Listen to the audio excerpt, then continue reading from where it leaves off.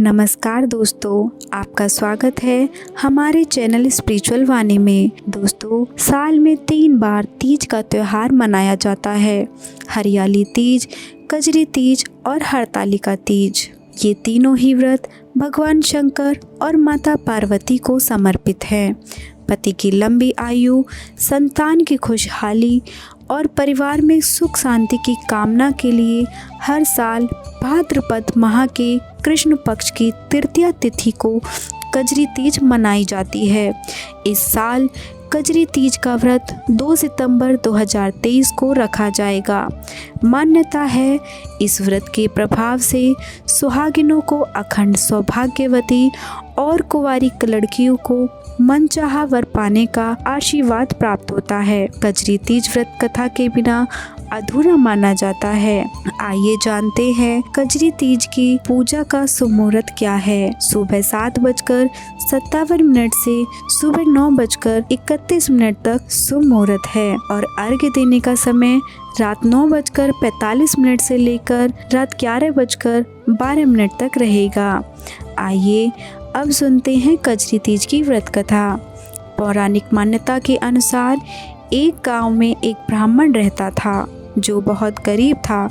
ब्राह्मणी को भाद्रपद माह में आने वाली सातोड़ी तीज यानी कजरी तीज का व्रत रखना था।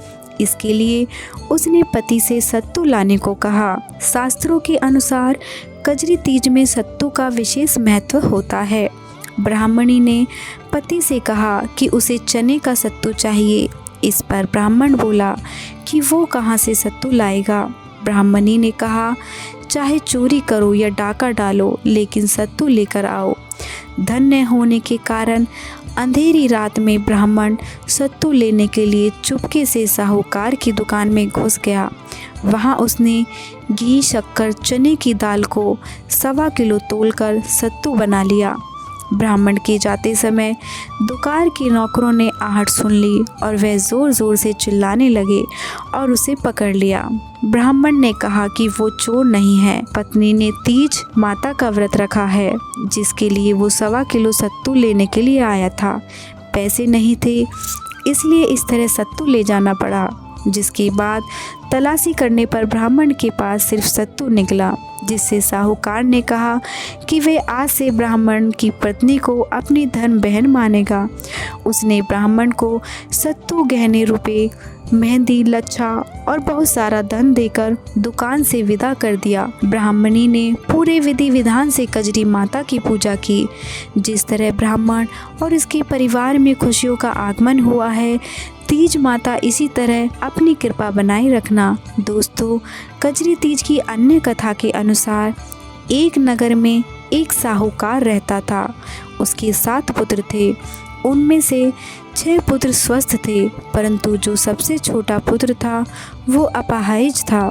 साथ ही उसका चरित्र भी खराब था। उसे वैश्यागमन की लत भी थी। एक वैश्या पर आसक्त होकर उसने अपना सारा धन उस पर लुटा दिया था। उसकी आर्थिक स्थिति बहुत खराब हो गई थी और उसके घर में खाने के लिए भी लाले पड़ गए थे। उसकी बाकी सभी भाइयों अपने परिवार के साथ सुखपूर्वक रह रहे थे, परंतु उसके इस बुरे शौक के कारण कोई भी उससे मतलब नहीं रखता था। उसकी इस बुरी आदत के बावजूद भी उसकी स्त्री उसकी सेवा किया करती थी। उसकी पत्नी एक बहुत ही सुशील और पतिव्रता नारी थी। वो पति को परमेश्वर मानकर उसकी हर बात मानती थी। अपने पति के आदेश का पालन करने के लिए वो स्वयं उसे अपने कंधे पर बिठाकर नदी पार करके वैशाल्य लेकर जाती थी।